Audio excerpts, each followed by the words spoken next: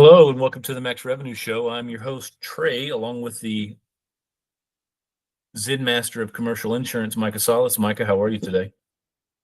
Fantastic. Great. In today's episode, we're going to talk all things submissions and marketing. How fun. Yeah, I know.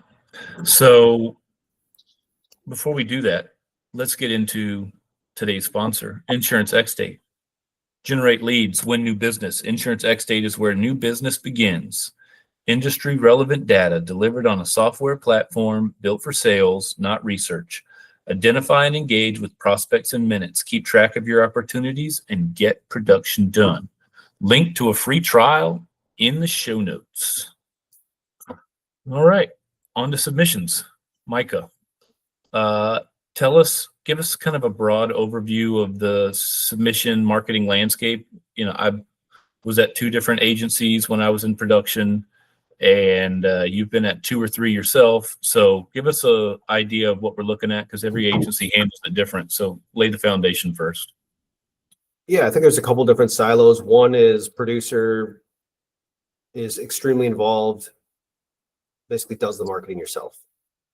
Two is you have a placement team, a marketing specialist, whatever you want to call it, but that's their full sole focus, and their job and their role is to maintain the relationships with the underwriters, but then also kind of be the filter. So the producers would send everything to them, and that person then takes the ball from there and does all the marketing.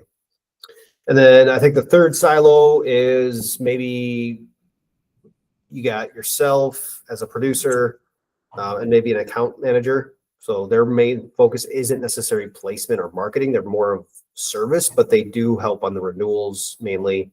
And that's their job, is to have that up. So you kind of work with them. And there could be some agencies where you have a marketing team, but also the account managers do kind of do some renewals, maybe not new business, but renewal marketing. And so then there's kind of that blending of roles there. So that's kind of really the main buckets, I would say. What have you had the most success with as mid-market insurance producer? Which one do you think is ideal? I've had success in all of them. So at our previous agency, a very large agency, we were really encouraged to use the marketing team, right? And they really wanted you to be like, hey, everything should go through marketing. And they kind of acted as almost a barrier between you and underwriters. The agency I'm at now, we have a placement team and a marketing team as well. But I would say there's a little bit more, not a little bit more, quite a bit more like autonomy given to the producers to basically stay involved in that process and to maintain conversations with underwriters as well if you have those relationships. So it's kind of like, hey, if you have the relationships, great, leverage those as a producer. If you don't, well, your placement team or marketing team has those relationships. So trust them to do their thing and go from there. I think one of the reasons I've always been more involved as a producer, even in my days at prior agency, it was like I would still try to stay involved with the marketing team. Like, hey, can we get on a call with the underwriter, or what's going on? Getting updates constantly, because I just feel like if you just take a submission, send it into a placement team, they go off to the underwriters, you can still get really good results if you put together a good submission. But the part that's kind of weird is when they come back, you kind of just feel like you're out of the loop, right? And it's like, okay, here you go. But when you stay involved from A to Z, I just feel like when you come back to present to the client, you're way more confident in what you're saying, and you just feel like you're just more in the know. And so I think that kind of, shines through to the prospect, whether, consciously or unconsciously. But that's kind of my take. So, if you're listening, a lot of the messages I get around this are from guys who are like, hey, I'm way too I don't have a marketing person, so I'm so busy, I have to go on my own marketing. And so, yeah, there's definitely some pros to that. But then the cons are, it drags away. It's a time suck, right? So, I think for me, I like having a placement team. So if you're listening to this as an agency owner, or maybe you're a producer and you have the choice to use your placement team or not, you've been doing it all yourself, I think the model of having a placement specialist is nice because, like I said, there's also that relationship aspect with the carriers. They also see the bigger picture. And if I'm being fully honest, us as producers, we get very tunnel visioned because we think about our deal, right? And we don't think about the agency as a whole because let's face it, we're all human, right? We're all a little bit selfish. And so that's important too, because let's say you have a client, it's a pristine account, maybe you just pick up a BOR on it. And it's like, okay, we got the BOR, now what markets we'll go to.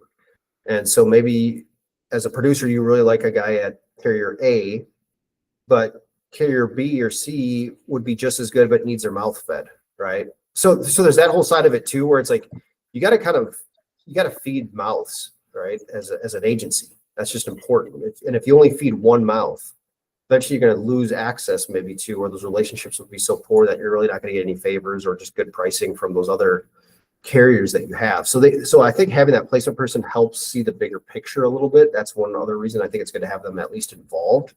And again, I don't take this as saying that you ever compromise what's best for the client. I'm just saying there's some scenarios where it's like, everyone would, this account hasn't been marketed in forever. You just AOR'd it. Both carriers would kill it. And who are you gonna give the last look to, right? Again, maybe you as a producer say, carrier A, they're my friend. They took me to happy hour. They take me golfing.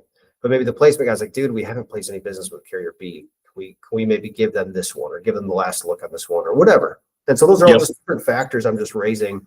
So, because if you're a younger producer listening to this, you might not even be aware of any of this stuff, nor should you really have to be concerned about it. But it is nice to know about, because maybe that's why marketing's making certain decisions or pushing certain carriers, whatever. But don't ever, again, I just want to underscore, don't ever compromise, or you always do what's best for the client.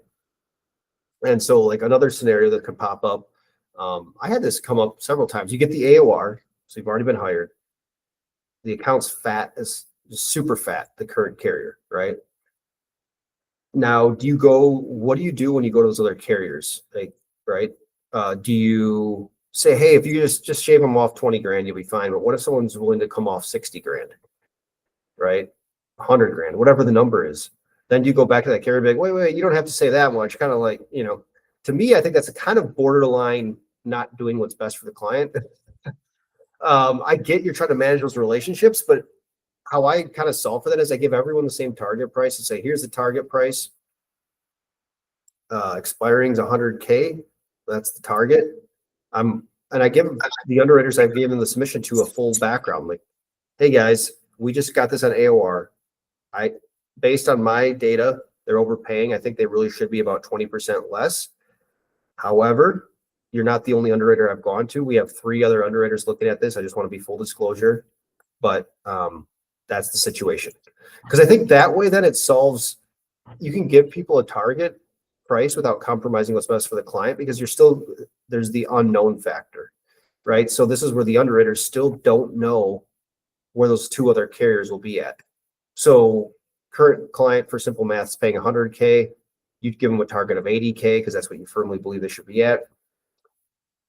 There's some people that say, well, see, that's why you don't give the price. They'll just come and just match that. They'll get right at the 80. No, because there's also 2 other underwriters, 3 underwriters total looking at this deal, just like buying a house. So what if someone else comes in at 70? Or, they really want it, right?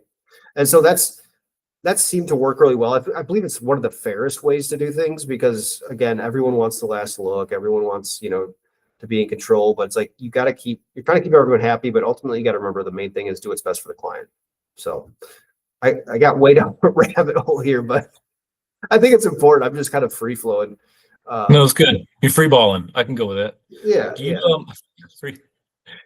Does any of this change, or like how you work with submissions and narratives, whatever, like the whole submission process? Does that change whether you're working with a wholesale broker or just a carrier underwriter?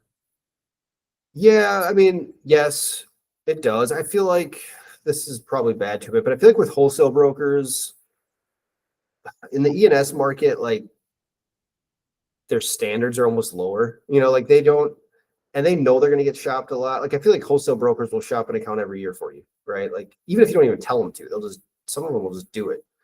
And so I feel like that's in the non-admitted marketplace, those underwriters are just kind of like, it's more transactional. That's just the best way to put it.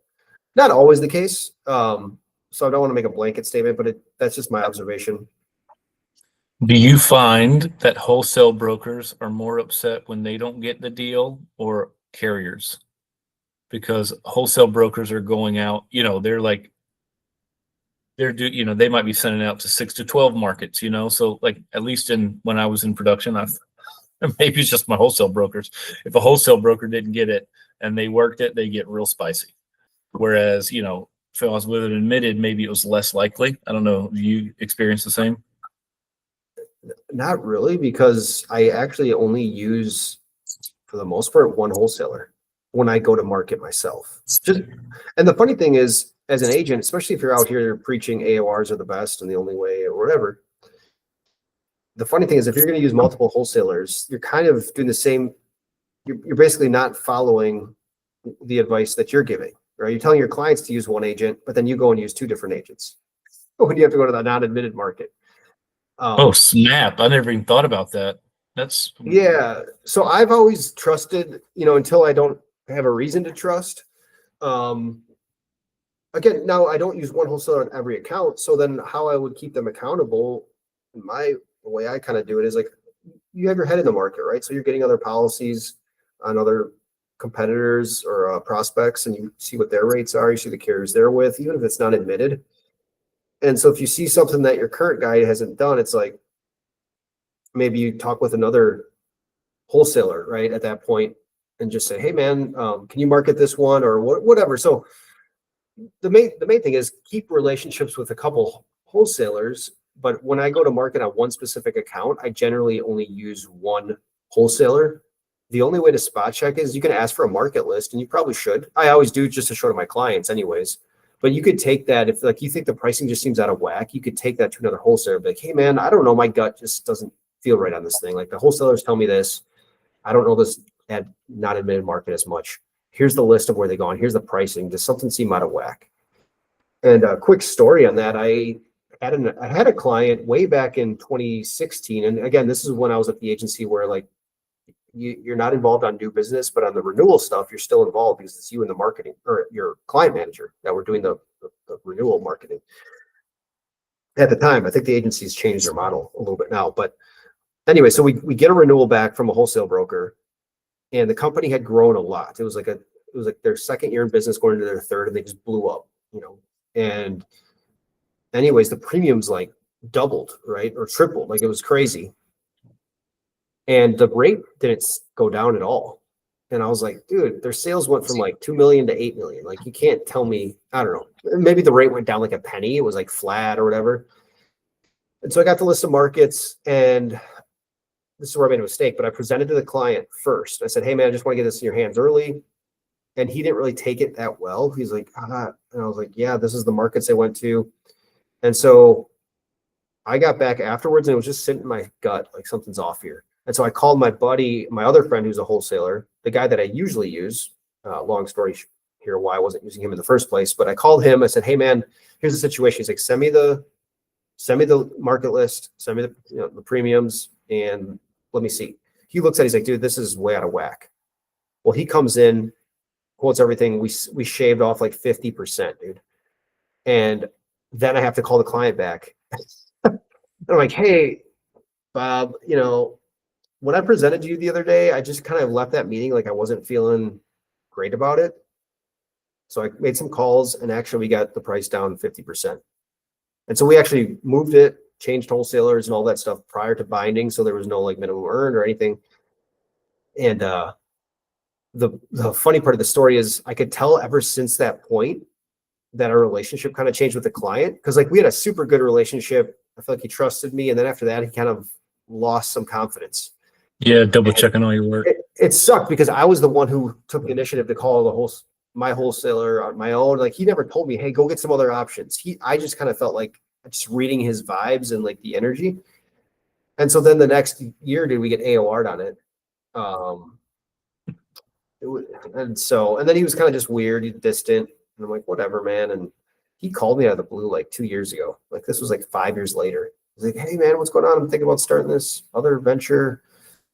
And I said, hey man, why'd you fire me? And he's like, man, I don't know. He's like, I just, after like that happened, the price thing, and then like your account manager left, and I just felt like maybe I needed to make a change, but you were the best agent I ever had. I was like, dude, I don't know if you're pulling my leg. But you're calling me back 6 years later. So, clearly you like me a little bit, but that's the story.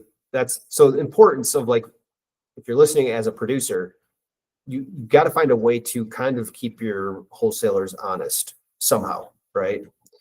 And whatever that looks like, I don't know, but figure out a way to do it. And maybe it's just diversifying the wholesalers that you kind of use. And again, you're going to have your stronger relationships. I certainly have mine where on a casualty placement, like 80% of my business is going to one person for the most part, if it fits in his boxes. If it doesn't, I got a couple other options, or maybe that's where I go to my placement team. I'm like, hey man, my guy's not really specialized in this, or it's already with his wholesale broker. I can't use it. Who would you want to go to? Right. So, but I stay involved. All right, well, let's transition here real quick. Let's move over to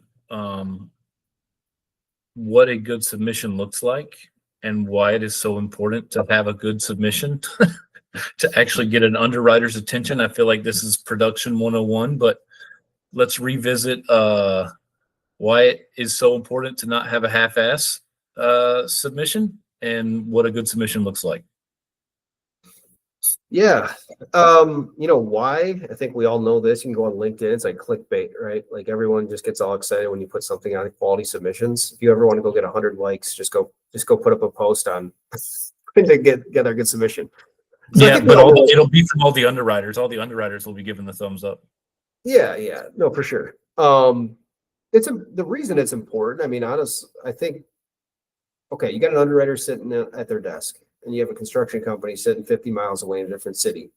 They have no clue what that risk really looks like, right? Besides what the application says. And so I think you got to view yourself as not just an agent, but an advocate, right? And like basically you are their representation. You are representing them to the underwriter. So if you think about it like that, it's important because how are you representing them? What are you talking about? If you don't talk about certain things or go dive into details on certain things, especially when you get down to operations, and asking that extra question, then the underwriter is just going to have to work off of what they see, right? So that could lead to a quick decline. It could lead to, I think this has been played out for a long time too. We talk about getting to the top of the stack. This is where that comes into play because underwriters are really busy, right? And so I always try to get this through to a client's head when I'm telling them, like, talking about marketing or do we market this renewal or not, whatever. It's like, just put yourself in the underwriter's shoes. That's the main thing. It's like, just like you, Mr. Contractor, if you got a guy that bids every year, eventually you're going to be like, dude, I'm not going to bid anymore. You're just taking my number and going back to your friend every time. This is pointless, right? Or, so the same kind of concept applies with going to the underwriter, right? And putting a quality submission together. You want to basically get them excited, right? And make it easy for them because it's going to lead to better results with your client. I mean, that's really ultimately why. Anything that you do to do that? Is there anything that you do specifically? Probably nothing.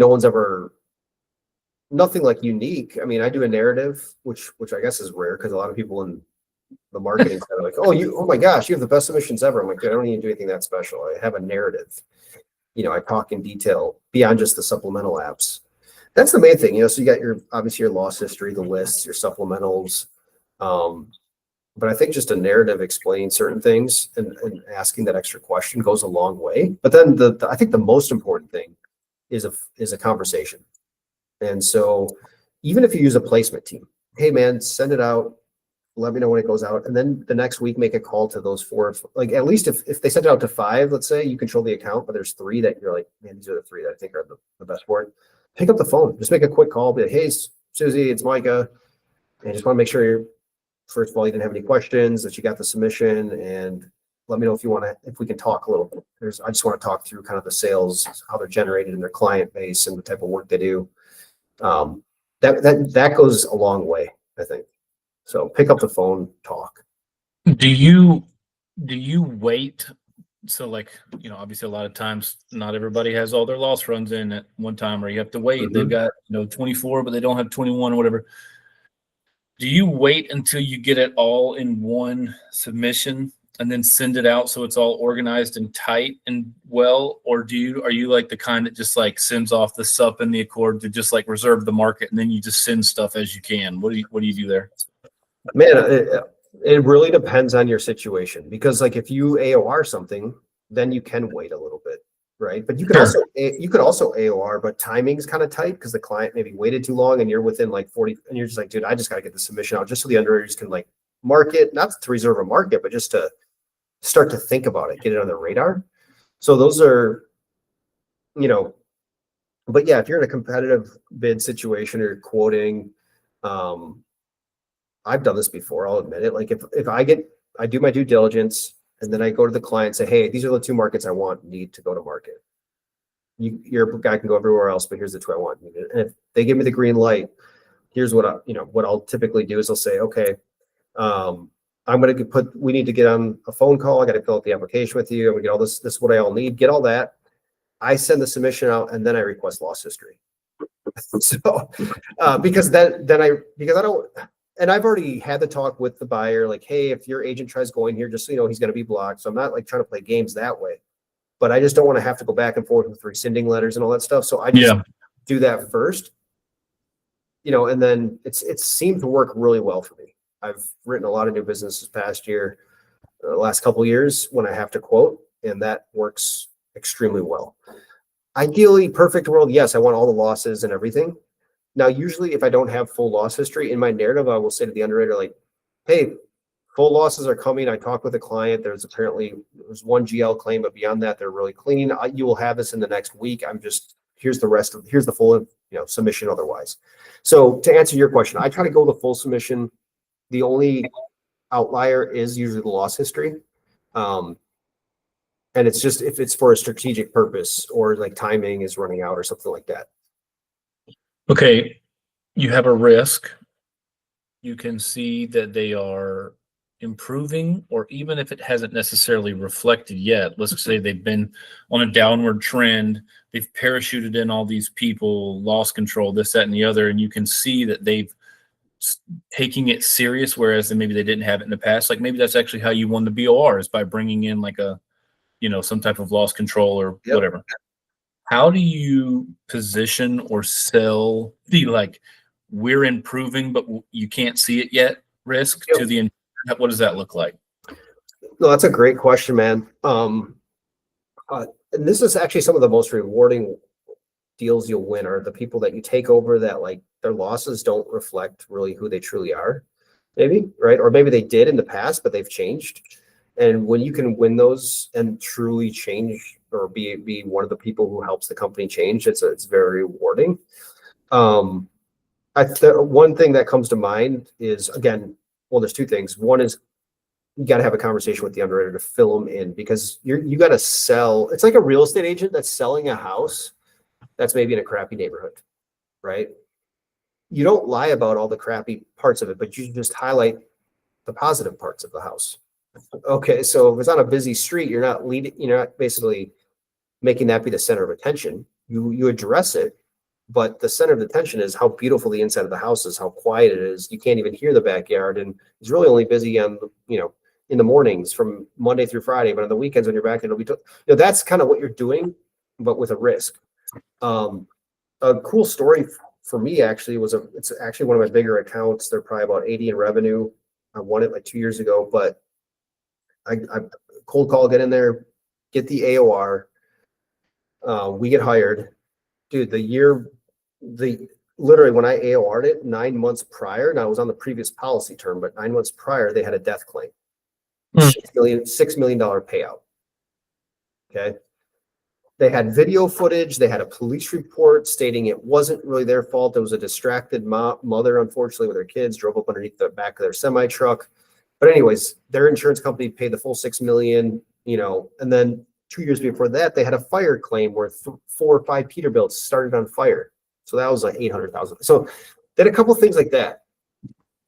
And so throughout the process, when I did the due diligence, came back, talked to them, we talked about like how to position them and all that stuff. And I was like, man, these seem like good people. They went a long time with no losses. They had been with this. And so I just felt in my gut like it'd be like an attorney, right? Taking on a defense case when you believe the person is truly innocent, right? And so that's kind of, they were in the E&S market. I thought they should be in the standard market, all this other stuff.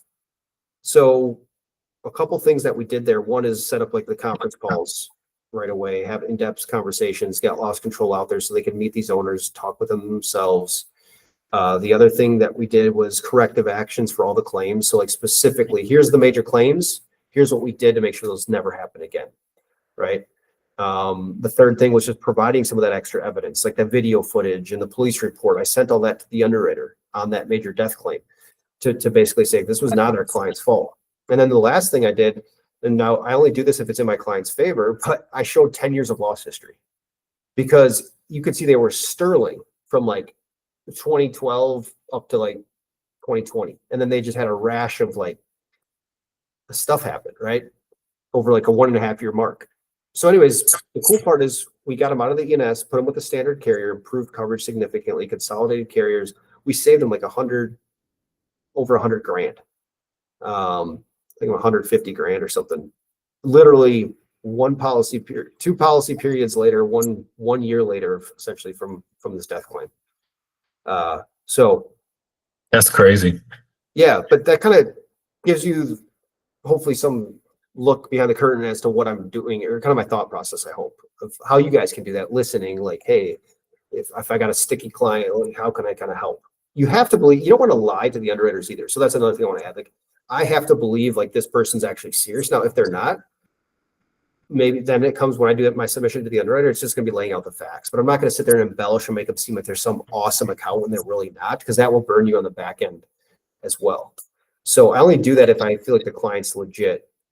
Doesn't mean I only work with legit clients. I work with some shady, I don't want to say shady, but I work with some clients who aren't really, they just don't care, right? That's the best word to put it. They just don't care about risk management that much.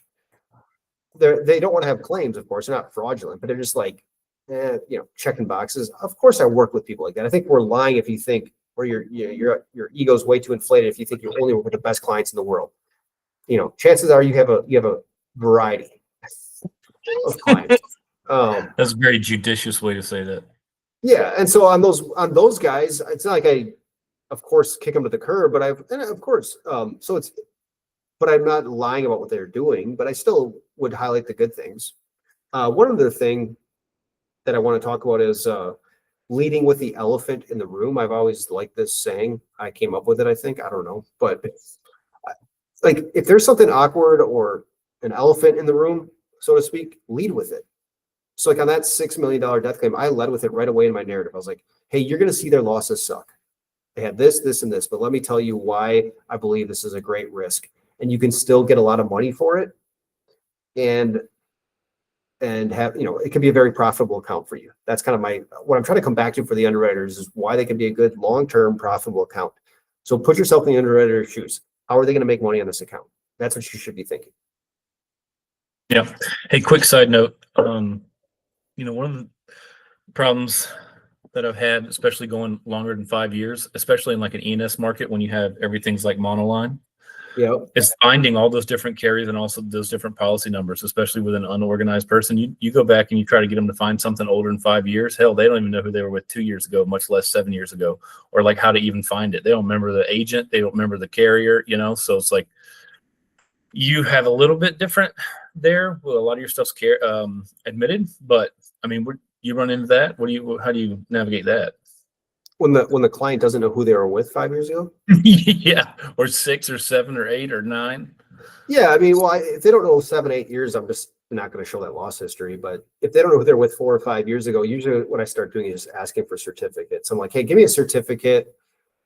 It kind of is a red flag a little bit because it lets me know they've changed agents probably at least 3 times in 5 years, which is like, all right, I get changing carriers, but changing agents as well in a 5-year span, that's a little bit of, that's like almost every other year they're changing agents, a little bit aggressive there. Anything else you'd add before we go? I think we've circled the wagons pretty good. The only other thing I think to address is, I think there's a lot of talk on LinkedIn about like, if you go to market with one agent, it's way better than if you go with two, right? And this is from a client's perspective. And so I think as reading that as an agent, you might be thinking, well, I got it AOR because if I ever have to quote, I can never get the best deal because an underwriter will never give me the time of day. They'll put me at the bottom of the stack. And that's just not true, guys. Like, I still believe using one underwriter or one agent makes the most sense for a business owner, but I have seen now too many times. I mean, shoot, this last year, half of my revenue was bound and won on deals I quoted, and I wasn't the incumbent agent, right? And so I still always believe AOR is the best, but underwriters will still get excited. They will still give you good pricing if you're not the incumbent agent. That's the one thing I want to kind of lead or end this with. But all those other things come into play, right? You got to give them the background, what's going on. Here's why I'm competing on this situation. Here's why I think we can win it, blah, blah, blah. I also find when you're the competing agent, it's actually really helpful to go in with only one or two markets, because then you can tell your underwriters like, hey, yeah, they have an incumbent, but they're not that happy with service. They just can't fire them, whatever. But you're the only market I'm going to.